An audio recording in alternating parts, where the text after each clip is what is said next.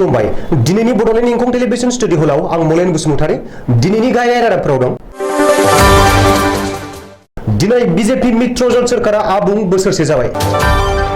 जथायारि आसाम सोरखारा आबुं बोसोरसे जानायाव इएम दावबायसा बर'आ गोजोननाय फोरमायदों। आसाम सोरखारनो हादरगिरि निसान गथायबाय। हिमन्त बिश्व शर्मानि सोरखारा रादाय मावफुंनायाव 100% फेलें जादों। बाक्सा जिल्लानि आमगुरियाव 25 केजि लिरथाय अजगर बोखांदों। गसाइगावआव सावथाल फरायसा आफादा बाइक रेलि खालामनानै आसाम सोरखारनि हेंथायै सोमावसारदों। दानिया फैदो आबुं रादाबाव।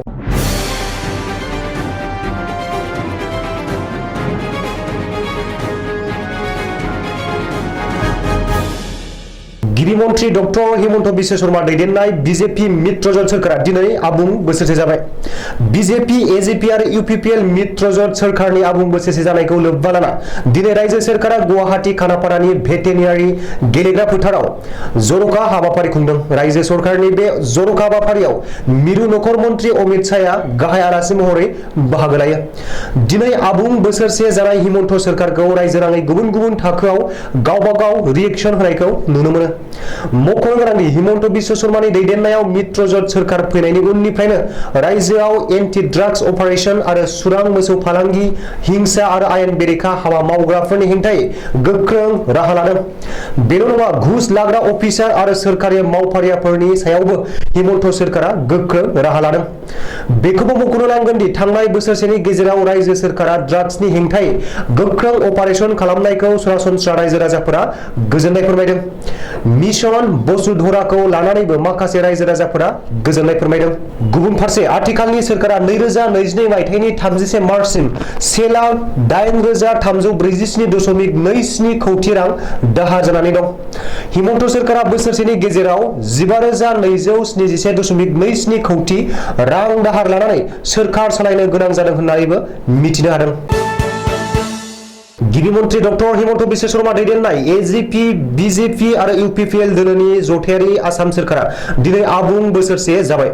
जथायारि आसाम सोरखारा दिनै आबुं बोसोरसे जानायखौ लोब्बा लाना उदालगुरि जिल्लानि 32 नं भेरगाव बियाबनि सिङाव थानाय खाग्राबारि दख'रा बाथौ थानसालियाव आर'ज गाबनाय हाबाफारि बानजायदों।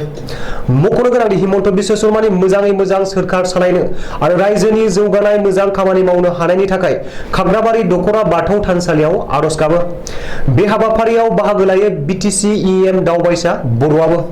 मख'नो गोनांदि बाथौ आर'ज गाबनाय हाबाफारियाव बाहागो लानाय बुब्लियाव खौरांगिरिफोरजों मोगा-मोगियाव दावबायसा बर'आ गिबि मन्त्री डक्टर हिमन्त बिश्व शर्मा, बीटीसीनि गाहाय प्रमद बर', रायजोआरि बीजेपीनि आफादगिरि आरो एजेपीनि दैदेनगिरिफोरखौ साबायखर बावो।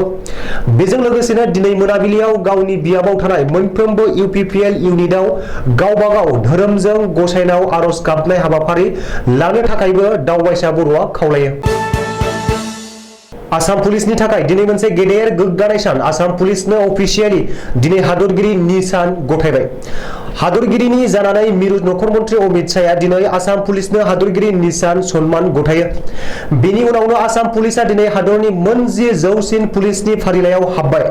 बेनि सिगां हादरनि मोन 8 रायजो आरो मिरुजों खुंजानाय मोनसे रायजोआ हादरगिरि निसान सन्मानखौ मोननो हादोंमोन।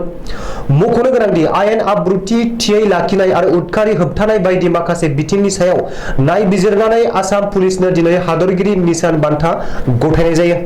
हादरगिरिनि निसान आजावनो थाखाय आसाम पुलिसआ दिनै अलंकरण पेरेडबो बानजायो। बे पेरेडआव मिरु नखर मन्त्री अमित शाह, गिबि मन्त्री डक्टर हिमन्त बिश्व शर्मा, डीजीपी भास्कर ज्योति महन्त, स्पेसियेल डीजीपी डीपी सिंहजों लोगोसे गोजौ थाखोनि पुलिस अफिसारफोरा बाहागो लायो। मख'नो गोनांदि हादरगिरिया गथायनाय बे निशानाव आसामनि मान सावगारिजों लोगोसे मोन 36 बिन्दो एबा हाथरखिफोर आरो आसामनि मुंदांखा गं थसेयारि गान्दानि सावगारि दं। आसामनि मान सावगारियाव थानाय मोन 36 बिन्दु एबा हाथरखिफोरा रायजोनि रिप्रेजेन्ट खालामनाय जिल्लाफोरनि सिनायथि। हादरगिरि निसान गथायनायनि उनाव अमित शाहआ गावनि बिबुंथियाव बुंथियो दि दिनै आसाम पुलिसनि थाखाय मोनसे जर'खा सान आरो बेयो जारिमिन जानानै थागोन। बबेखानि आसामनि मोन 23 जिल्लानिफ्राय रैखाथि बिफाननि जर'खा गोहो आबसफाखौ बोखारबाय, नाथाय जोबोर थाबैनो आसामनिफ्राय आबसफाखौ आबुङै बोखारगोन होननानैबो मिरु नखर मन्त्री अमित शाहआ बुंथियो। हिमन्त बिश्व शर्मानि सोरखारा रादाय मावफुंनायाव 100% फेलें जादों।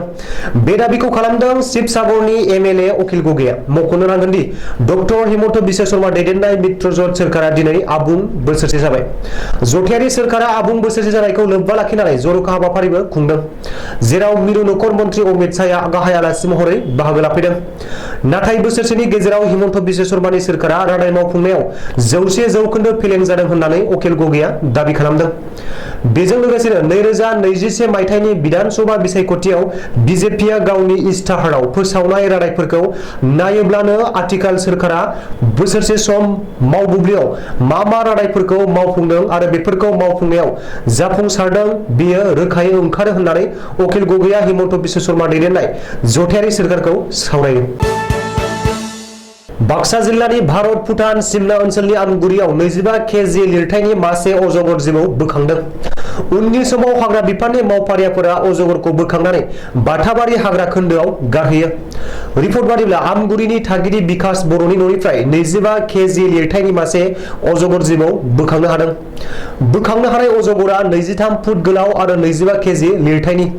बिकास बर'आ गावनि न'आव जाबनानै दोननाय दंफां बाथामाव एब्रेनानै दंमोन अजगरा। बबेखानि न'खरनि सुबुंफोरा खामानि मावनायावसो जिबौखौ नुसनो आरो बिनि बागै मानास सखि इक' टुरिजमनो खौरां हरो। खौरां हरनाय बादिनो हाग्रा बिफान आरो मानास सखि इक' टुरिजमआ बिकास बर'नि न'आव थांनानै अजगर जिबौखौ बोखांहैयो आरो बाथाबारि हाग्रा खोन्दोनि सिङाव हगारहैयो। आसाम हादोरसानाङै थांनानै थानाय सावथाल हारिखौ सा जनगोष्ठी एबा हारिजों गोरोबहोनो थाखाय गिबि मन्त्रि डक्टर हिमन्त बिश्व शर्मानि बिथांखि लानायखौ गनायनानै लानो हायाखै आदिबासी हारिनि गुबुन गुबुन आफादफोरा।